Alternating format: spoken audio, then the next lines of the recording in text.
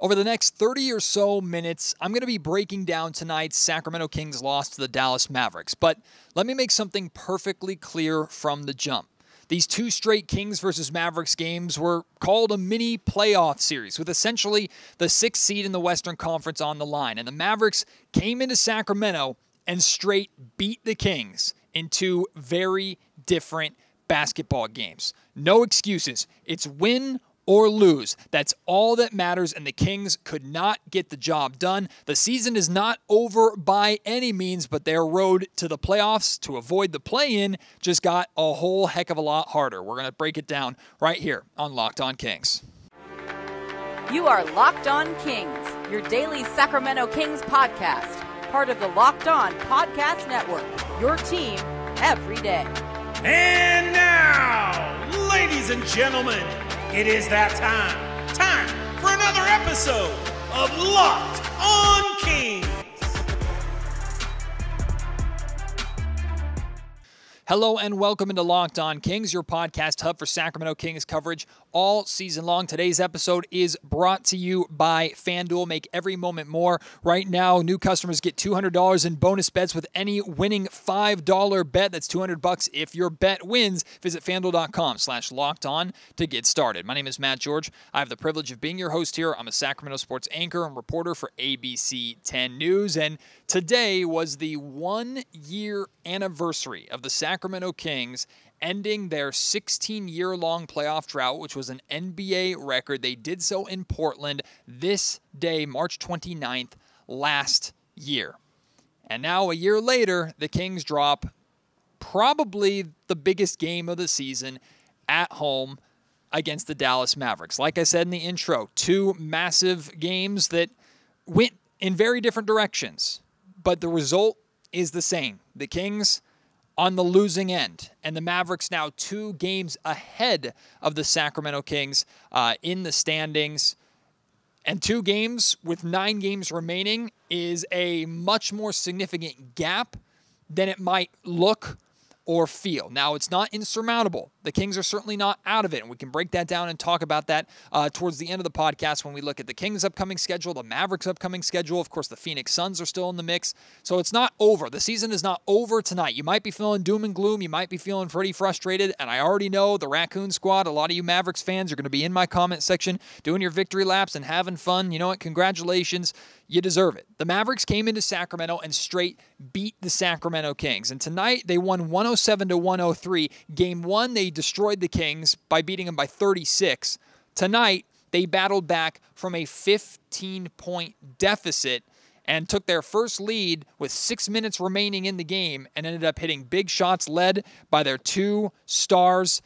And for me, both games simply come down to the Kings' offense, right? Mike Brown talked a lot about it after Tuesday night's loss, the first game between these two teams. I was ready to talk about the defense and the defensive shortcomings that the Kings had by allowing not just Luka and Kyrie, but the entire Mavericks supporting cast to beat them in that first game. Tonight was a little bit different story, at least with the Mavericks supporting cast. However, tonight, defensively, the Kings gave up 34 points in the fourth quarter, after allowing only 26 points, 25 points, and 22 points in the first 3 quarters. DeAaron Fox was quick to point that out post-game. So defensively, in the final quarter, the Kings had their worst quarter of the game. Of course, that's a major reason why they lost this game, and the Dallas Mavericks were able to win it. But Mike, on Tuesday after the game, focused on the offense and thought that the Kings' offense is what led to a lot of the Mavericks' points and what led to them having such a bad defensive night. And in my opinion, in the second straight game, massive gotta-have-it games, the Kings' offense let them down tonight. Because like I mentioned, you gave up 34 points in the fourth quarter. That's certainly not good enough. But offensively, you had multiple opportunities to create separation when the Mavericks got this game close and eventually took the lead, and the Kings answered. The game was tied, went back and forth. The Kings, even though they had an overall poor defensive quarter, they managed to force 3 or 4 straight stops where essentially the only looks that the Mavericks could generate were wide open threes or jumpers for Dante Exum. Now, he eventually hit one of them, which was a big 3 that helped the Mavericks win this game. But I think in 3 straight possessions, Exum missed shots. The Kings managed to string together 3 consecutive stops down the stretch. Based off of how good we believe this Kings team to be, that should be enough for them to be able to put a game away on their home floor. Instead, DeAaron Fox missed shot, Harrison Barnes missed 3, and then you had that massive turnover at the end of the game as well, which we'll get into in a little bit. But the Kings offensively let themselves down again. The fourth quarter offensive execution tonight was just not good enough. And this game simply comes down to star power. Like I mentioned in the first game, the Kings were torched by the supporting cast of the Mavs, whether it was Tim Hardaway Jr., P.J. Washington, whoever it was. Like the Mavericks, I think, went 14 of 22 from their non-Kyrie and Luka Doncic players from the perimeter in that game. That's why they lost by 36. In this game, it was Luka and Kyrie that destroyed Sacramento. Luka, 26 points, 6 of 14 shooting from the field, 4 of 8 from three-point range, 9 rebounds, 12 assists, 2 steals. In the fourth quarter, 7 points, 2 of 3 from three-point range, 3 rebounds, 4 assists. So even if Luka wasn't doing all the scoring in the fourth quarter, he was still distributing, getting his teammates involved, and they were knocking down shots by his shot creation. Then you have Kyrie Irving. For the game, 30 points, 11 of 16 from the field, 3 of 5 from three-point range, 3 rebounds, 2 assists. In the fourth quarter, Kyrie Irving, 14 points, a perfect 4 of 4 from the field, and 2 of 2 from three-point range. So you got a combined 56 points from your stars. Meanwhile, the Sacramento Kings stars, DeAaron Fox tonight, 23 points, 9 of 22 shooting from the field, 3 of 7 from three-point range, 6 rebounds, 5 assists, 3 steals. He played 40 minutes tonight. In the fourth quarter, 6 points, 2 of 7 shooting from the field. Domantas Sabonis, 13 points tonight. Did have a triple-double, did have his 69th double-double of the season, did have his 56th straight double-double, which breaks a Sacramento Kings franchise record. Or just Kings franchise record, I should say. But he had 0 points. 0 points in the fourth quarter. It's not just all on your stars, right? But in a game where the Kings were dealing with the injury issues that they are dealing with right now, we'll break that down because things are getting serious in the injury department for Sacramento.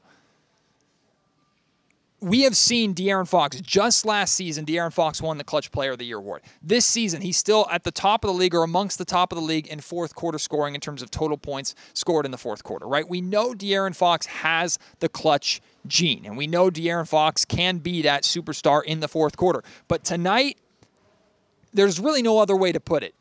You saw the levels between Kyrie and Luka and DeAaron. Now, it could just be a nightly thing, although I'm pretty sure you poll most people, they will tell you that Luka and Kyrie are the better players and have had a better career than DeAaron Fox had. Now, I think DeAaron can go toe-to-toe with either of them on any given night. I know he can. Tonight, he didn't go toe-to-toe with them. Tonight, they were a level above him. And the Dallas Mavericks won this game because they were a level above DeAaron Fox. Fox tried. It wasn't just him chucking threes in the fourth quarter, which I really appreciate, although some of the Kings shot selection in the fourth quarter I didn't think was good at all. But DeAaron missed some crucial shots. Kings tried to play a little too much hero ball, which, of course, is what the Dallas Mavericks were doing. But when you have two bona fide isolation heroes in Kyrie and Luka, you can get away with that a little bit more than the Kings can. To get 0 points from Domantas Sabonis, I don't care how good his numbers are. I don't care how great of a triple-double it is. Considering how short-handed the Kings were in this game, it's just not good enough. And again, if you've listened to Locked On Kings consistently over the last 2 years, you know how big of a fan I am of Domantas Sabonis. You know how big of a defender I am of Domantas Sabonis. But I'm a realist. This is a massive game. This is the biggest game of the season. It's a bona fide playoff game. It is a game for you that you kind of have to have if you want to avoid the play-in and secure a playoff spot outright. It didn't guarantee you a playoff spot, but it puts you in a significantly better position. And your stars, one struggled to score in the fourth quarter, one didn't do anything in the fourth quarter. I know it's been a criticism of Domantas Sabonis. Offensively, can he be a guy to go and get you a bucket when you need it? Those critics are continuing to be proved right by games like this, by massive moments like this. Did Sabonis have a bad game? No. He had a fine to good game. His numbers are solid. But what matters is winning or losing. That's all that comes down to it. We're breaking down the context on this podcast because we go in depth here. But what matters is, did you win or did you lose? In a gotta-have-it game, all that anybody remembers, as much as we want to talk about the Kings series against the Golden State Warriors last year, and we've talked about it a lot, what the Kings did right, what the Kings did wrong, blah, blah, blah, blah, blah. All that matters is the Warriors won, the Kings lost. In this game, in this mini playoff series with the Mavericks, all that matters is the Mavericks came into your building and swept you. And you got blown out in one game and blew a 15-point lead in the other. And blowing double-digit leads on your home floor has been very common for the Kings this season. It happened again at a time where you could not afford it to, and you did not get enough out of your top guys while the Dallas Mavericks got damn near everything out of theirs. That's all that matters. That's all that matters. The stars were not good enough for Sacramento, and they shined bright for Dallas. This Kings team, they're supposed to be an offensive juggernaut. It's what they were last year. I understand statistically the rest of the league has caught up. And I also understand that defensively this Kings team continues to look significantly better. They held the Mavericks to 107 points tonight. Defensively, they did what they needed to do to win this game. And once again, they managed to only score 103. Once again, their offense did not carry the weight that is expected of this offense. Expected of the offense that was statistically the greatest ever last season. The strength of Sacramento has not been as strong as it needs to be, while the weakness has become average to, during this stretch, maybe slightly above average, which you can handle. But what should be happening is when the Kings figured out something on the defensive end, whether it was starting Keon Ellis or the three-guard lineups or all the different things that we've talked about and broken down over the month of March. The Kings were supposed to figure that out on the defensive end, partner that with the great offense that we know this team has, and use that to elevate themselves into that hopefully elite status or a team that actually looks like they could contend. Instead, the defense has improved, the offense has dropped down, and the Kings might be the exact same when it's all said and done. But unfortunately, the exact same 48 wins, which the Kings have 42 right now, 9 games left. They can win 6 of them, finish with 48. That might be a play-in spot this year compared to a 3rd seed last year. Again, we can complain about the Western Conference. Oh my God, the Western Conference is just so much better. Oh my God, if only the Kings played out East. No one feels sorry for you. You know what you play and you know the job that's in front of you. You have to do a better job at capitalizing on your home floor, recognizing the moment, taking advantage of that moment, and playing to your strengths. And once again, the biggest strength of the Sacramento Kings, let them down tonight on the offensive end. Now, of course, fouls played a part in this game. Again, we're not making excuses, but we got to point out the realities of this game. We'll talk about the fouls. We'll talk about the injury bug that is biting the Kings to shreds right now. That's all still to come here on Locked On Kings. Today's episode of the Locked On Kings podcast is brought to you by Nissan. Are you the kind of driver that likes to push things a little further? Ever wonder what adventure could be around the next corner? Our friends at Nissan have a lineup of SUVs with the capabilities to take your adventure to the next level. The 2024 Nissan Rogue is perfect for city drives and for your great escapes. That's class exclusive. Google is built in as your always updating assistant to call on for just about anything. Gone are the days of connecting your phone. Google Play, Google Assistant, Google Maps, it's all built right into your 12.3-inch HD touchscreen infotainment system. The 2024 Rogue is the perfect mid-size crossover for your next adventure. Plus, there's the 2024 Nissan Armada, which will change what you expect from a full-size SUV. Picture a rugged 4x4 that can seat up to 8 in first-class luxury and style. Tow bigger and explore further in the 2024 Armada. Take the Nissan Rogue, Nissan Armada, or Nissan Pathfinder and go find your next big adventure. Shop NissanUSA.com.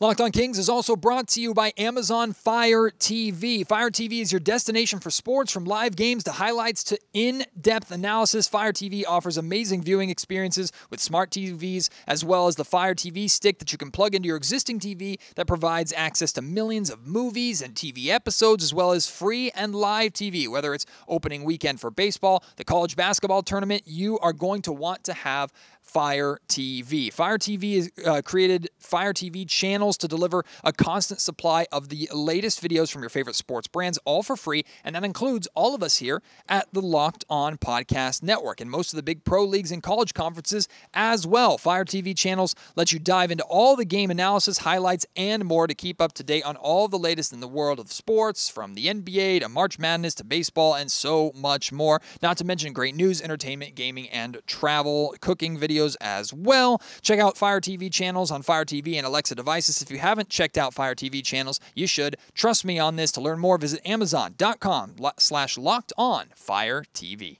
I want to make this perfectly clear. I'm not making an excuse for the Sacramento Kings tonight because, like I said in the introduction, like I said in that first segment, all that matters is win or loss. Context really be damned at this point. Massive game. Win it or lose it. Face the circumstances and overcome them. Kings fans are going to complain about the officiating tonight. Hell, Mike Brown started his post-game press conference pointing out the officiating. I think he has a right to do so. But I didn't hear Mike making an excuse out of it. He pointed it out, said what needed to be said, and moved on to what the Kings did right, and more importantly, what the Kings did wrong and why they lost this game. So Kings fans, you can talk about the officiating. You can use it as an excuse if you want to, as a coping mechanism if you want to. But in reality, it doesn't matter. Unfortunately, it happened though.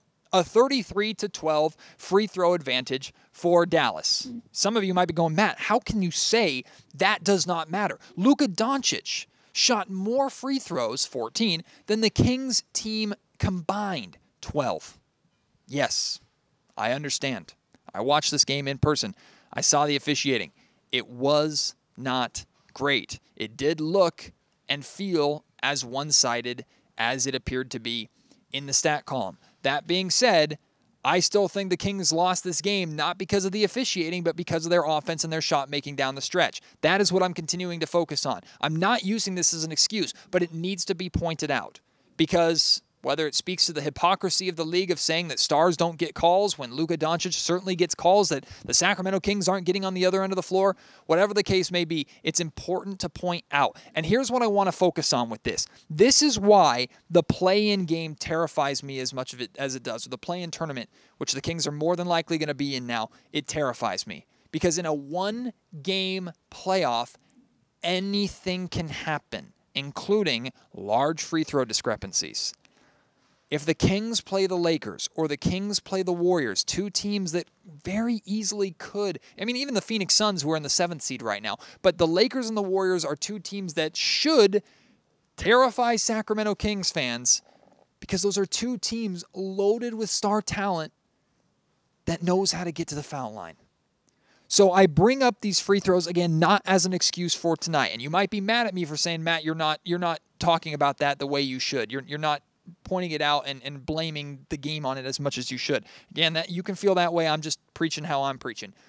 This is why the play-in game should be avoiding the play-in game should be and should have been. And I'm not saying the Kings didn't take this lightly, or I'm not saying the Kings took this game lightly, and I'm not saying the Kings are just going, oh well, play-in game's fine. Like, that's not what I'm saying at all. But from my perspective, the Sacramento Kings are a team that would much rather grind their way through a best-of-7 series and hope to be an underdog story that defeats a Clippers or defeats a Pelicans or defeats a whoever it may be, a Nuggets or Thunder 4 times in a best-of-7 series, rather than trying to top any team in a one-game playoff. Because, again, fouls can play a massive factor.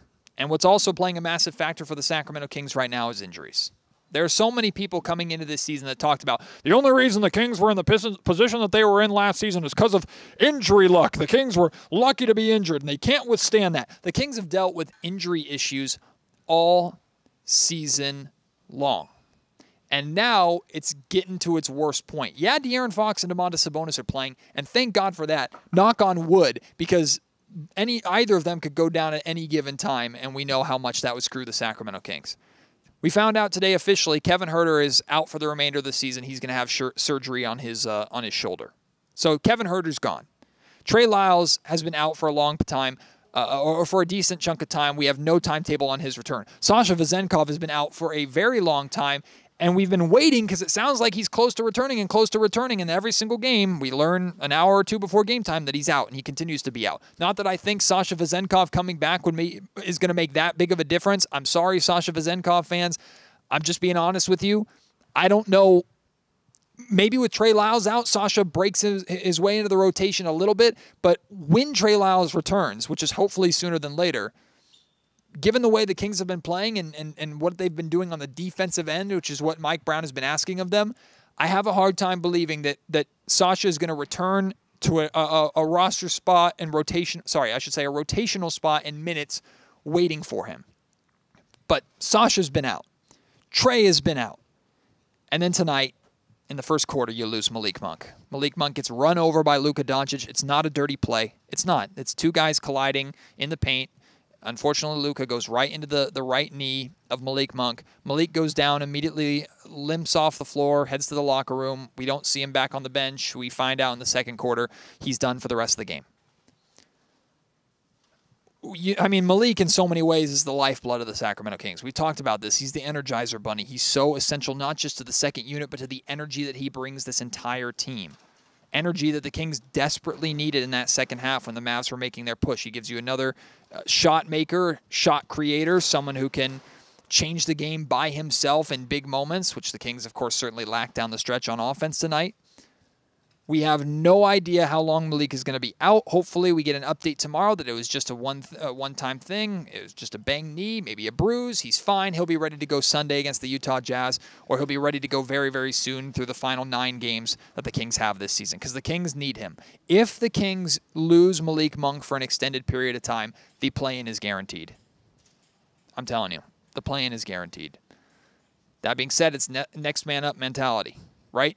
Guys have to step up. Guys have to be ready. I give credit to Kessler Edwards tonight. Kessler Edwards came in the second half, made a big difference. Defensively, made some big plays, had the tough test of guarding Luka, did as good of a job as he could. Also, I think went 3 of 3 from three-point range tonight. Stayed ready, came in, made an impact on both sides of the floor. That's exactly what you could ask for from a player who is sitting there waiting for, unfortunately, an injury to make his impact. Davion Mitchell as well.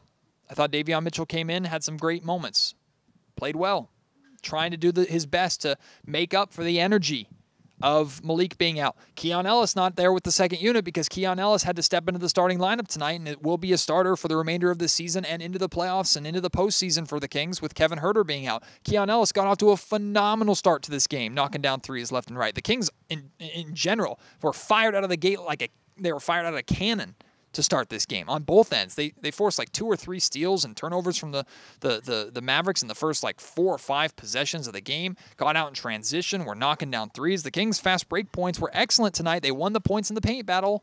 So the Kings did a lot right to win this game. Their execution down the stretch offensively is what did it in. So I don't know. What can you say about the injury bug, right? The Kings are getting unlucky. Maybe. The King, the last season's injury luck is coming back to bite them in the butt. Maybe. I don't know. The circumstances are what they are. They suck. They absolutely suck. And it's very difficult to make up for the presence of a Malik or the depth of Malik and Trey and Keon being in the second unit with Kevin being in the starting lineup. It's tough to make up for these guys, right? That's why you have a team. But again, nobody cares, right? It matters. It plays a part. But you got to win basketball games. That's what matters at this point to the Sacramento Kings, winning or losing. And whether you're completely healthy or not, you got 9 games left. DeAaron Fox said it tonight after the game. We got 9 games. We have no time to look in the rearview mirror, right? 9 games left. It's go time. Whoever's available to play to the best of your ability. Whoever's not available, do your best to get back as soon as possible. And I know, I promise you, Malik is going to be chomping at the bit to get back. Trey Lyles has probably been demanding a speedy recovery or demanding just let me play through it. I'm sure Sasha Vezenkov has felt the same way as well. These guys want to play. They're not kicking their feet up and going, oh, well, I'm going to just sit here and collect a paycheck while I watch my team sputter down the stretch. Like, they all want to get back. They all want to play. Win or lose. Step up.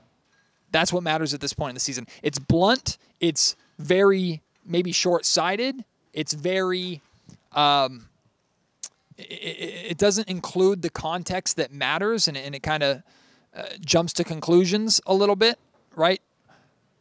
But in reality, that's the business that the Sacramento Kings are in right now. Win these games. And unfortunately, the two back-to-back biggest games of the season, the Kings came up with losses. There was the way this game ended, the way the Kings lost this game was brutal. Had to do with the Harrison Barnes turnover. We're going to talk about that play. Plus, we'll look at the remainder of the Kings season. We'll look at the remainder of the Mavericks season and truly break down how, if at all, the Kings can catch the Mavericks and somehow finish with that 6th seed still. We'll talk about it here in just a second. Today's episode of the Locked On Kings podcast is also brought to you by BetterHelp. Sometimes we all need the opportunity to get something off of our chest. Whether it's big or small, certain things can really start to get to you. It's important to let that out, especially to someone who's unbiased on your life. So today, I want to say how I feel about mental health, and I want to tell you a little bit about BetterHelp. It all has to do with therapy, right? Therapy is a word that thankfully is not as taboo today as maybe it was 5 or 10 years ago. But maybe for some of you, it might feel a little taboo, or it might feel scary or intimidating, or you might be like me before I started seeing my therapist 3 years ago, or around 3 years ago. My problems aren't big enough. I'm not going through anything major or significant. I don't need to seek a therapist. I should just toughen up and deal with it. I know that's a big thing with men, of course, but there's a big thing with all of us too. So many of us might think, hey, we just got to carry our baggage ourselves and get through it, and maybe we vent to our best friend or vent to a family member, and they share their opinion, and you're supposed to just move on.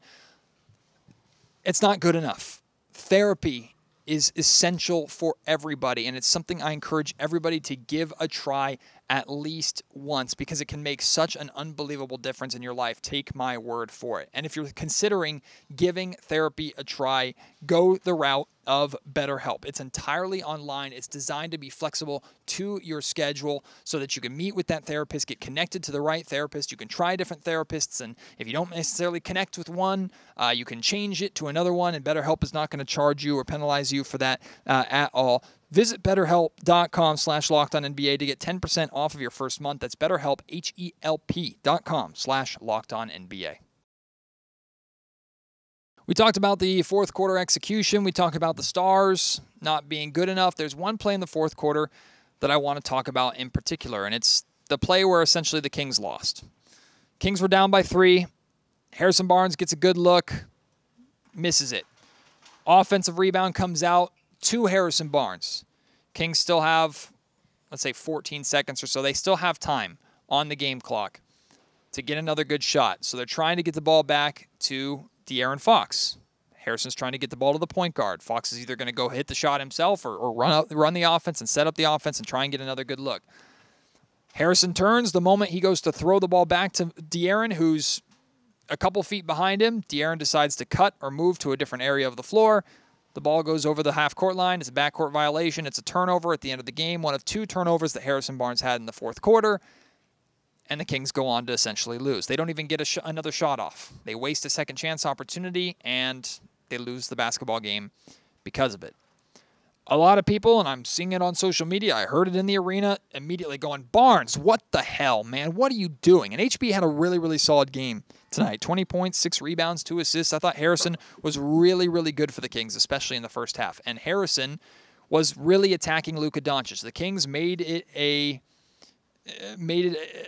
mission of theirs to go at Luka. And Luka has been dealing with a knee injury. He re-aggravated that knee a little bit tonight, decided to play through it. The Kings were clearly going at him, which is something they did not take advantage of and do enough in their first game on Tuesday night. So Harrison was doing a really good job of that. People are jumping on Harrison, are frustrated at Harrison. Harrison, what a terrible mistake. God, you can't do that, blah, blah, blah. I'm watching the play happen. I'm shooting the play on my camera. And I see DeAaron Fox do this. Pat his chest and go, hey, my bad. Whether you want to blame Fox, blame Harrison, it's a mistake that can't happen, right? We all know this. I'm talking about it because the Kings, I think, turned the ball over 11 times in this game period. A lot of them, unfortunately, are good, or a handful of them costly turnovers there towards the end. That situation, to me, is not on any one person. Like, it's one of those unfortunate errors that cannot happen. It absolutely cannot happen. This is not an excuse for anybody. You lost the game because of it. It cannot happen. You need to be better. You need to be sharper with in a play like that down the stretch. It's very much a Kings moment. But I'm not going to jump on Harrison Barnes and simply blame Harrison for it. It is a play that you cannot blame on one person in particular. I felt the need to point that out and talk about that because, one, I think I was one of the few people, because I was looking through my camera, to see DeAaron take some of the ownership for that play. I'm not blaming DeAaron solely either. It was just a miscommunication moment. Again, it cannot happen, but it did happen. And it's not Harrison's fault over any... it is Harrison's fault. It's Fox's fault, too. It's the Kings' fault, period, for putting themselves in a position where that turnover lost them the game. Let's go even a step further than that. It's the Kings' fault right now for being in a position where, because they lost these two crucial games to the Dallas Mavericks, they're more than likely going to be a play-in team when they've lost many games this season, whether it was the 4 games to bottom-of-the-barrel teams like Portland, who got destroyed by the Miami Heat tonight, like Detroit, like Charlotte, like Washington, right? Those are 4 losses that you really wish you had back because the standings look a whole lot different right now, regardless of what happens in these 2 games, not to mention the blown big lead against Phoenix, the blown lead against Milwaukee, some of the blown double-digit leads that the Kings have had in this building so far this season, right? It's everybody's fault. This team has made bad, costly mistakes time and time and time again over the course of this season, and it's something, quite honestly, we were hoping would be better this year compared to last year because now the Kings have more time together and more experience on a big playoff stage. Unfortunately, came back to bite the Kings tonight. So where the Kings stand, they're in 8th place. The 8th seed in the Western Conference. The way the play-in works, if the season was over, like so many Kings fans I'm seeing are acting like it is, the Kings would play the Phoenix Suns, who are the 7th seed, in the first play-in game. Now remember, 7 plays 8, and 9 plays 10. Now let's say the Kings play the Phoenix Suns. That game would be in Phoenix. The Kings lose that game. So the Suns secure the 7th seed. Now the Kings play the winner of the Warriors-Lakers, assuming those are the bottom 2 teams in 9th and 10th. That game would be played here in Sacramento.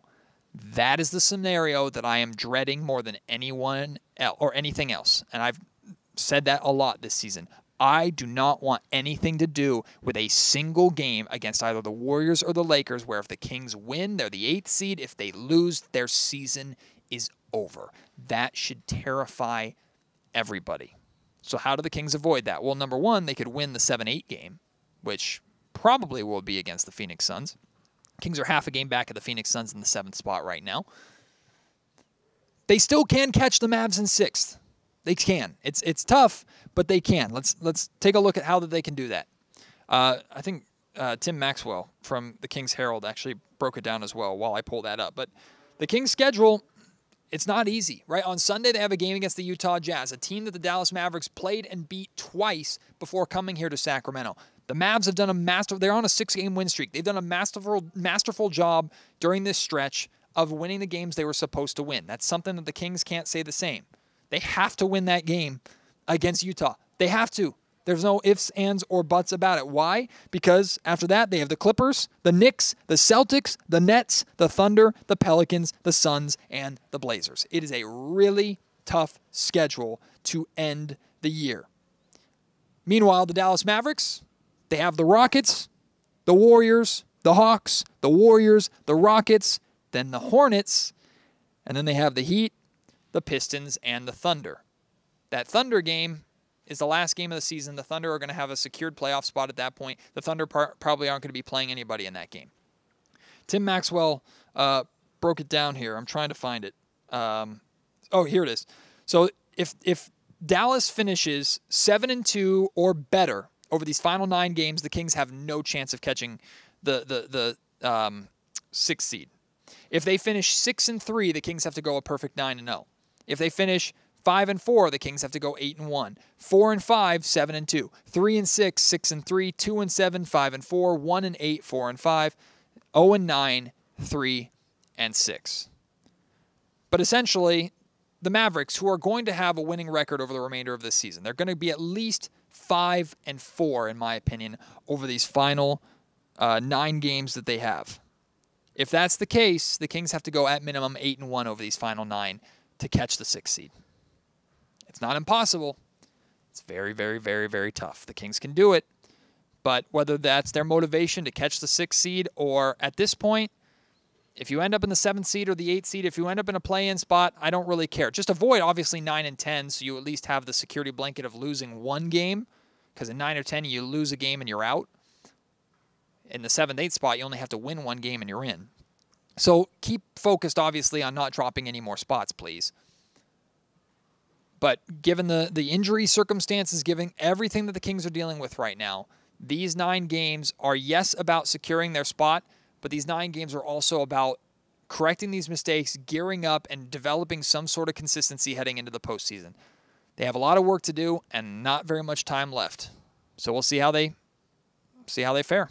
Right? All we can do, as nervous as we are, as disgusted as we are, happy as we are, whatever it may be, all we can do is just sit back and watch and go along for the ride. And the Kings have taken us on quite a ride this year already, right?